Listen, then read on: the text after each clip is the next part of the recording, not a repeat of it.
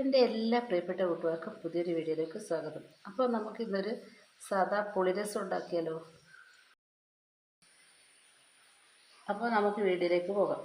അതിനായിട്ട് ഞാനിവിടെ ഒരു ലെമണിൻ്റെ വലുപ്പത്തിലുള്ള പുളിയെടുത്ത് കുതിർത്ത് വെച്ചിട്ടുണ്ട്. പിന്നെ ഒരു 5-8 ചെറിയുള്ളി അരിഞ്ഞത്, പച്ചമുളക്, വറ്റൽമുളക്, ഒരു 4-5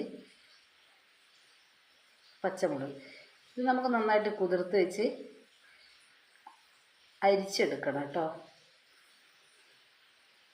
നമുക്ക് രസത്തിനാവശ്യമായ വെള്ളമൊഴിച്ച് നമുക്കിത് അരിച്ച് പിഴിഞ്ഞെടുക്കാം. അപ്പോൾ ഇത് നമ്മുടെ വെളുത്ത പുളിയാണ് കേട്ടോ, അതുകൊണ്ടൊരു കളറില്ല. ഇത് 2-3 പ്രാവശ്യം ഇങ്ങനെ അരിച്ചെടുക്കാം.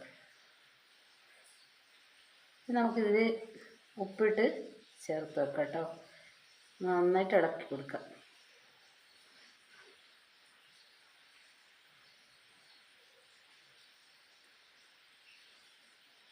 ഇനി നമുക്ക് ഒരു ചട്ടി അടുപ്പത്തേക്ക് അതിലേക്ക് വെളിച്ചെണ്ണ ഒഴിച്ചു കൊടുക്കാം.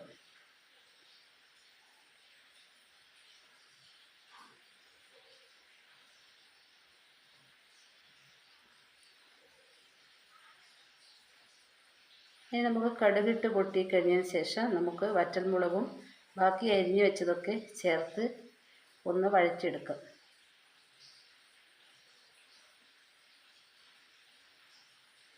തീ കുറച്ച് വെച്ച് നമുക്ക് ഈ ചെറിയുള്ളി, പച്ചമുളക് ഇതൊക്കെ ഇട്ട് ഒന്ന് വഴറ്റിയെടുക്കാം.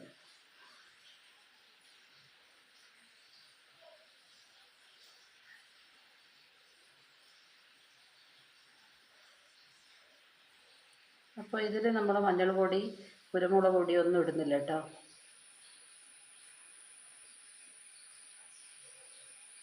അവസാനം കുറച്ച് കായപ്പൊടി മാത്രമേ ഇതിൽ ചേർക്കുന്നുള്ളൂ.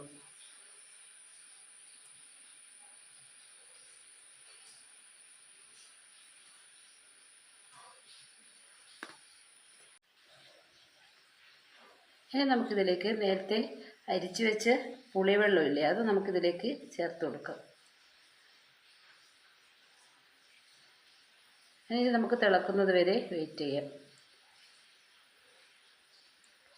അപ്പോൾ ഇത് തിളച്ചതിന് ശേഷം നമുക്ക് ഒരു നുള്ള കായപ്പൊടി കൂടി ഇതിലേക്ക് ചേർത്ത് കൊടുക്കാം.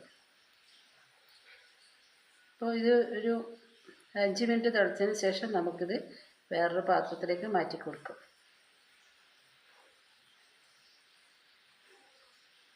അപ്പോൾ പൊടികളൊന്നും ചേർക്കാത്ത ഒരു സിമ്പിൾ രസം ഇവിടെ റെഡിയായി കേട്ടോ. പുതിയൊരു വീഡിയോയുമായി വീണ്ടും വരാം. ബൈ.